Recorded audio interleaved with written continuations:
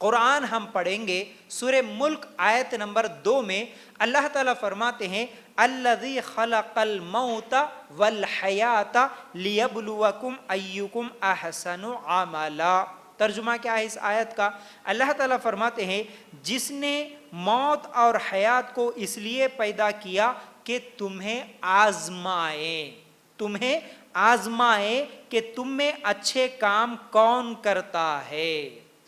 اس آیت میں اللہ تعالیٰ زندگی کا مقصد بتا دیے، یعنی ہم انسانوں کو پیدا کرنے کا مقصد کیا ہے، انسان کو اللہ تعالیٰ کیوں پیدا کیا، یہ اس آیت میں واضح کر دیے کہ اللہ تعالیٰ فرماتا ہے اس آیت میں میں پیدا ہی اس لیے کیا، زندگی اور موت تمہیں اسی لیے دیا تاکہ تمہیں آزماؤں. اللہ تعالیٰ آزمانا چاہتا ہے، اللہ تعالیٰ ہمارا امتحان لینا چاہتا ہے. پھر اسی طرح دوسری آیت سورہ انبیاء آیت نمبر 35 کل نفس ذائقۃ الموت وَنَبْلُوكُمْ بِالشَّرِّ وَالْخَيْرِ فِتْنَةً وَإِلَيْنَا تُرْجَعُونَ. ترجمہ اس کا، ہر جاندار موت کا مزہ چکھنے والا ہے، جو پیدا ہوا وہ ضرور مرنے والا ہے. ہم بطریق امتحان تم میں سے ہر ایک کو برائی بھلائی میں مبتلا کرتے ہیں اور تم سب ہماری ہی طرف لوٹائے جاؤ گے. یعنی اس آیت میں بھی اللہ تعالیٰ فرماتے ہیں ہم نے امتحان کے لیے تم میں ہر ایک کو برائی اور بھلائی میں مبتلا کرتے ہیں، یعنی کسی کو خوشی میں یا کسی کو غم میں. زندگی میں ہمیشہ یہ حالات آتے رہتے ہیں. اللہ تعالیٰ فرماتے ہیں بھلائی برائی خوشی اور غم یہ سب چیزیں اس لیے تم لوگوں کو مبتلا کرتے ہیں تاکہ تمہاری آزمائش ہو، تمہارا امتحان ہو. ٹھیک ہے، اب اس حقیقت کو جان کے، کون سی حقیقت؟ کہ اللہ تعالیٰ ہمیں پیدا کیا ہی امتحان کے لیے، اللہ تعالیٰ ہمیں اس زندگی دیا ہی اس لیے کہ ہم آزمائے جائیں. اللہ تعالیٰ ہماری آزمائش کر رہا ہے. یہ جو حقیقت ہے، اس حقیقت کو جان کے زندگی گزاریں گے تو وہ پھر کامیاب ہوں گے مرنے کے بعد. اللہ کے لیے غور کرنا، یہ زندگی گزارنا ہی اس لیے ہے، یہ حقیقت، یہ پہلی چیز، یہ بنیاد، ہر مسلمان کو یہ بات یاد رہے کہ میری زندگی ایک امتحان ہے. جب بھی خوشی آئی فوراً یاد ہونا کہ نہیں یہ امتحان ہے میرا، جب بھی غم آیا فوراً یہ یاد رہنا کہ نہیں یہ بھی امتحان ہے میرا. ایسا نہیں ہے کہ خوشی ہے تو آزمائش نہیں ہے، ہاں صرف غم آئے تو آزمائش ہے، ایسا نہیں ہے. خوشی بھی امتحان کے لیے اور غم بھی امتحان کے لیے، صحت و تندرستی بھی امتحان کے لیے اور بیماری بھی امتحان کے لیے.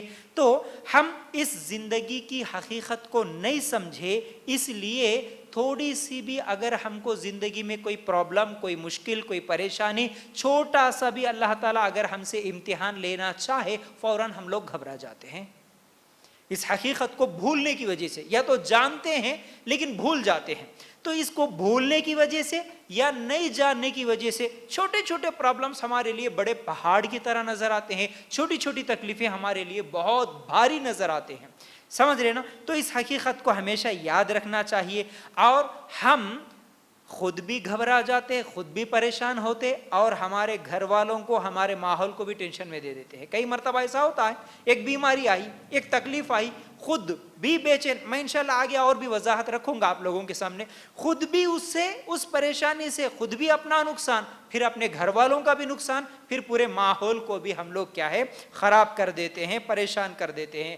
دیکھیے یہ اللہ کی رحمت نہیں ہے کہ اللہ تعالیٰ ہمیں پہلے ہی انفارم کر دیا کہ دیکھو تمہاری زندگی میں امتحان خوشی کے ذریعے سے بھی اور غم کے ذریعے سے بھی، بیماری کے ذریعے سے بھی، صحت کے ذریعے سے بھی، تمہاری پوری زندگی یہ امتحان ہے، یہ آزمائش ہے. اللہ تعالیٰ نے ہمیں پہلے ہی انفارم کر دیا، پہلے ہی بتا دیا.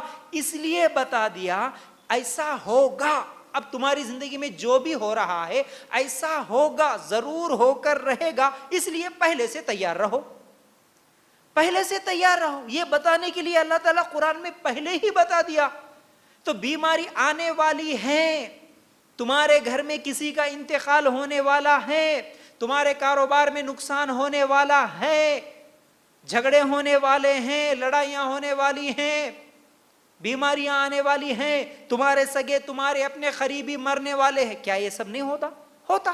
تو اللہ تعالیٰ پہلے ہی بتا دیا نا، یہ سب ہونے والا ہے، یہ سب اس لیے ہونے والا ہے کیونکہ اللہ تمہیں آزمانا چاہتا ہے، اللہ تمہارا امتحان لینا چاہتا ہے، اس لیے اس مصیبت کے آنے سے پہلے اپنے آپ کو تیار کر کے رکھو، ذہنی طور پر تیار رہو کہ ہاں بیٹا بیمار ہوگا، ہاں میرا بچہ میرا لڑکی مر سکتی ہے، موت آ سکتی ہے، میرا شوہر یا میری بیوی یا کوئی بھی ایک دوسرے کے لیے ضرور موت آنی ہے، پہلے سے تیار رہو ذہنی طور پر۔ اللہ تعالیٰ یہ ہم لوگوں کو اس لیے پہلے ہی